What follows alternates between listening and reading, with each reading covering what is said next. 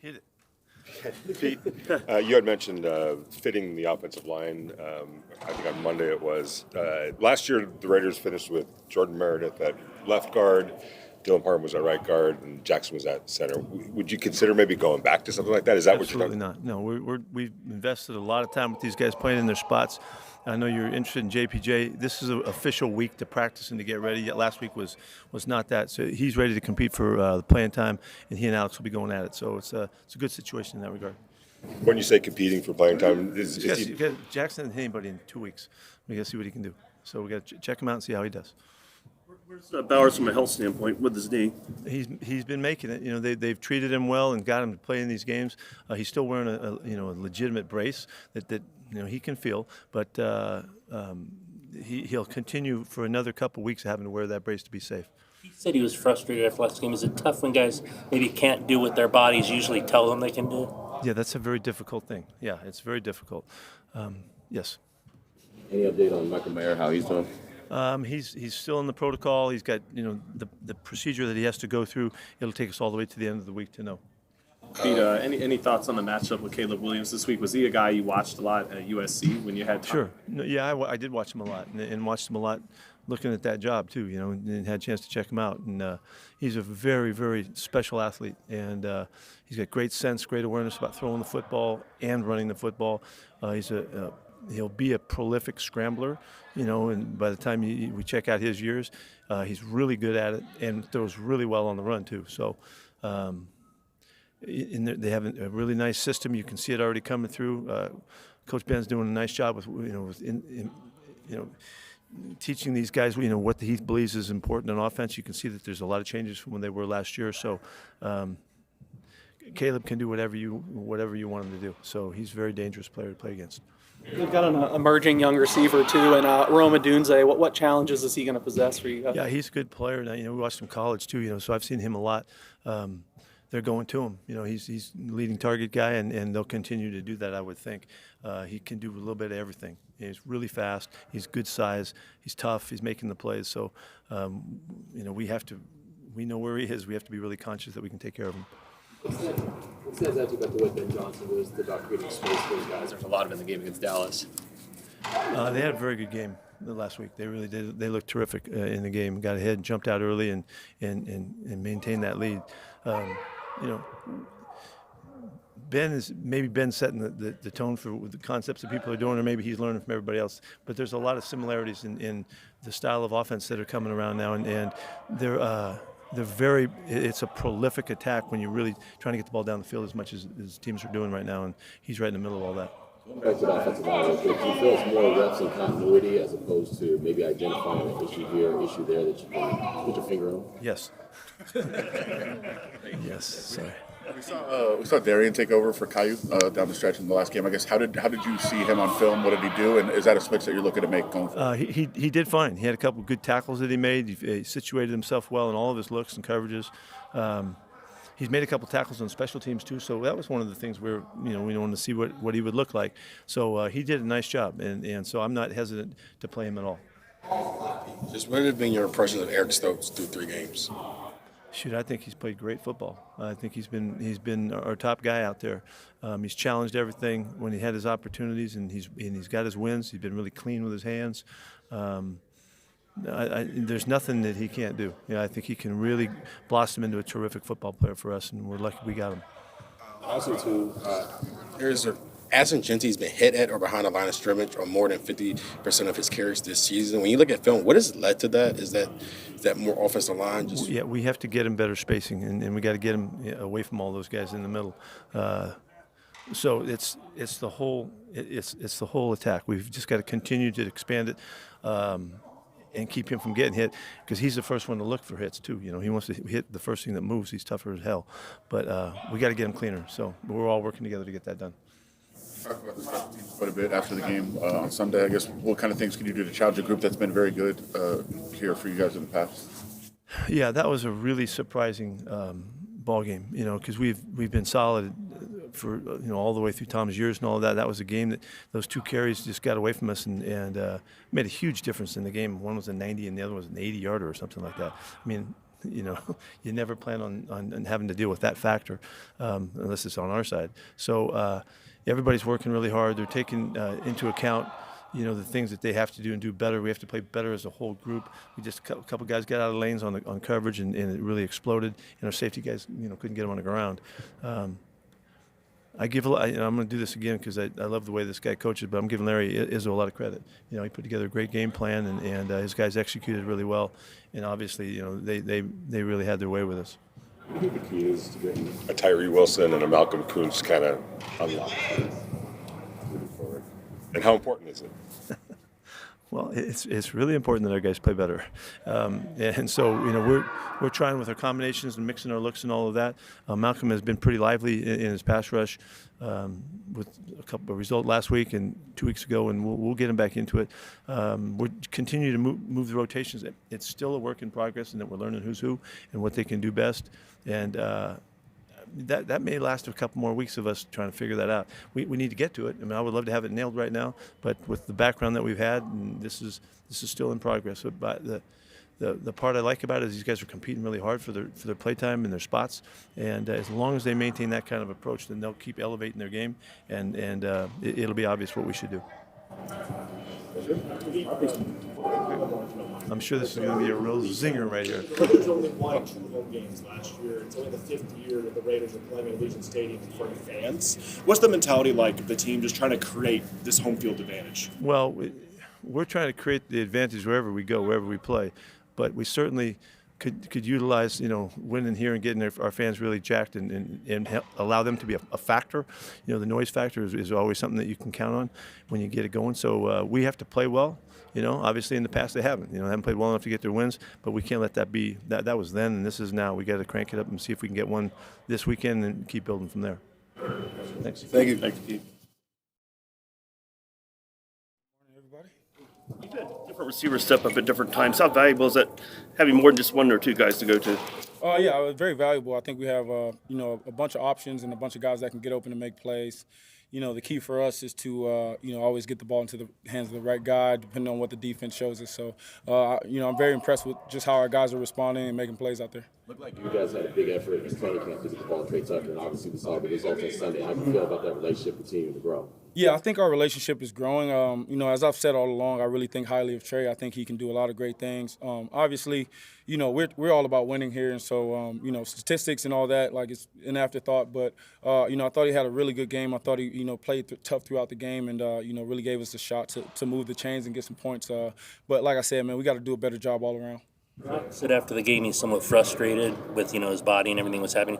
When you're an athlete at your level, like, how difficult is it when your body doesn't react to how it usually does? And can you see that from him, a little frustration? How difficult is that as an athlete? Yeah, I mean, I haven't seen any frustration from him. You know, I think if he does have frustration, I think it's internal, and he's done a good job of keeping it internal. Obviously, you know, he's toughing through some things, and he's playing really well, I think. You know, he's still moving the same as, you know, from what I can see. And, you know, really, we just got to get him the ball. You know, we got to find ways to get him the ball and get him more involved so he can really feel good about what he's doing. You know, he's playing the same as I've seen. You know, I haven't talked to him about any of that, so, you know, I haven't heard any of that. But, you know, I think, like I said, I think very highly of Brock. I think he's, you know, best tight end in the league, and, you know, it's my job to get him the ball and make sure that he, you know, is on point. Is it difficult when you're an athlete at your level, when your body doesn't respond because you want to do something so badly? Yeah, I mean, anytime, you know, you're not, you know, performing to, you know, your maximum capabilities, I think you're going to always try to find it. You know, you're going to try to find that and try to seek it. But to me, like I said, from what I've seen, I think he's doing a great job, and I think we just all have to do, you know, a better job of keeping him involved, getting him involved, and then, you know, obviously doing a better job as a whole. Geno, what have you thought of Ashton Jeanty's learning curve in the NFL and how he's progressing through that? I think he's right where he needs to be, man. I think, like, we have to help him. I mean, it's my job to help him. Like, I hate that, you know, obviously, you know, he's going to put a lot of pressure on himself, but he's not out there alone. You know, it's 10 other guys out there that got to do their jobs and help him. And so, you know, I take great responsibility in making sure that Ashton is, first of all, in the right headspace, which he is, and also, you know, he's got the ability to go out there and make plays. And so I got to make checks, put him in position to go out there and make plays. I got to do a better job to make sure that, you know, he's out there showing us what he can do, because when he gets in the open field, man, he's hard to stop. So we just got to get him into some more space and allow him to do his thing.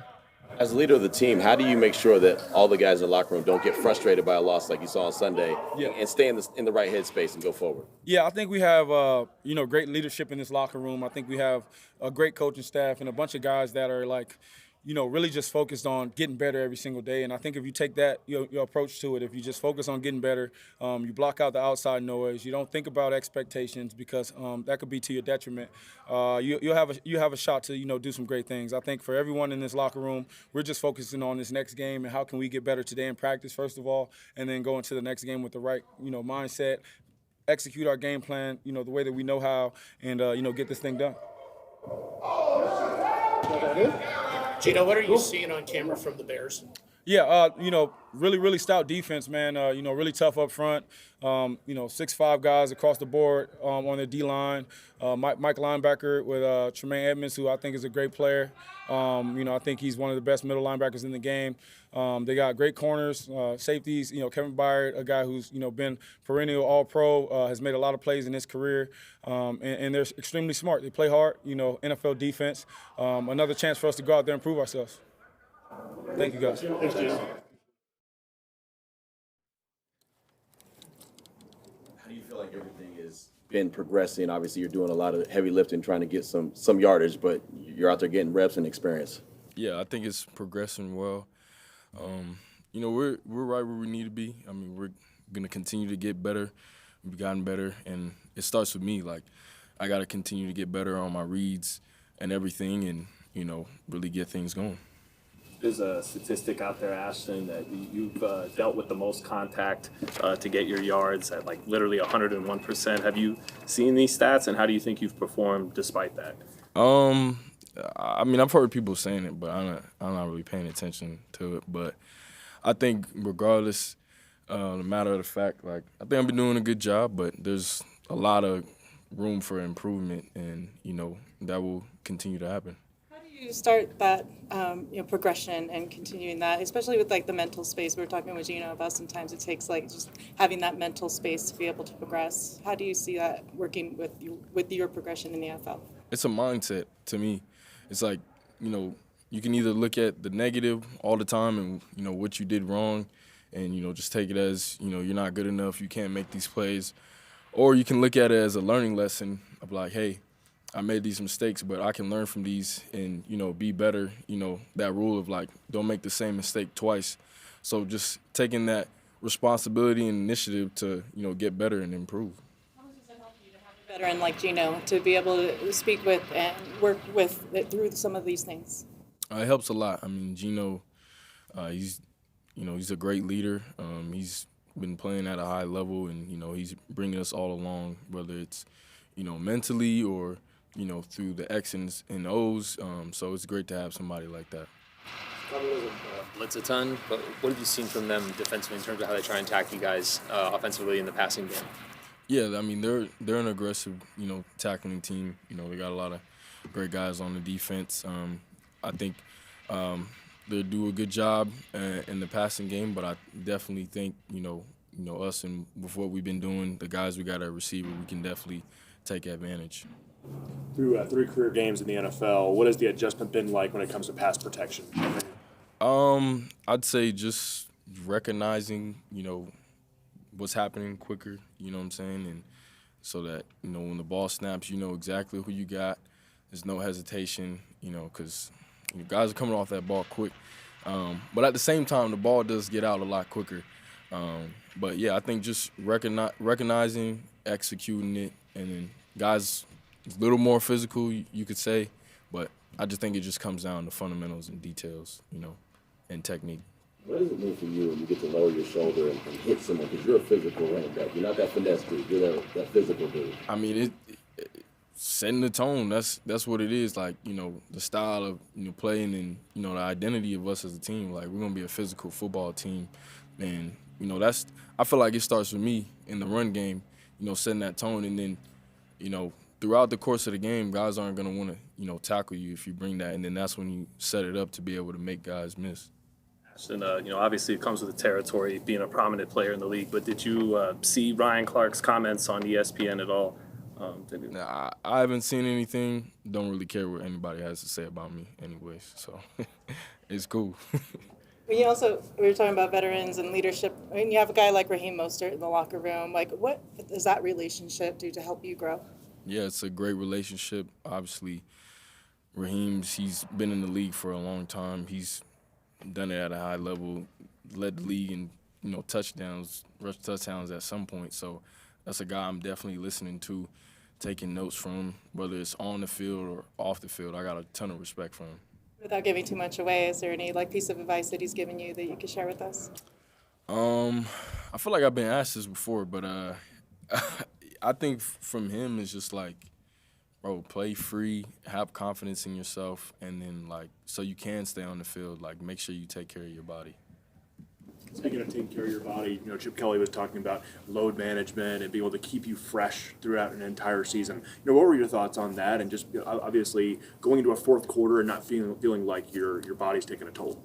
Yeah, I mean, whatever the coaches, the guys leading us think is best for us and the team, I'm all for it. It doesn't matter, so I'm willing to do whatever it takes for the team to win. And it feels good, I'll say, to be, fresh coming into the fourth quarter, definitely. That drive where you guys tied it at 10, you kind of got some lanes and were opening things up a bit there. What stood out to you just about what you guys did on that drive that maybe could be glimpses for what the offense could be? I mean, I made the right reads. O-line, came off the ball, made great blocks, and then I think, staying out, being efficient on first and second down, right? So we stayed out all those third and longs. I think that will really help us moving forward because we got into a lot of those situations last game. How's it for you learning the offensive line, learning how their style of blocking, and also them learning you? Yeah, I mean, it's an everyday thing of building chemistry, and it doesn't happen overnight. So it's continuing to communicate with them and them communicating, me telling them what I see and them telling me what they see, and that's only going to make us better as a team. There were some mock drafts out there that had you pegged to the Bears. That was one of the more popular spots for you. I mean, is there any kind of added motivation, just kind of like, you didn't end up lasting until the Bears, but just, having that mentality? I mean, I wouldn't say any extra. I mean, I'm ready to play football, man. Ready to go dominate whoever it is. All right, thanks, Ashton. Thank you.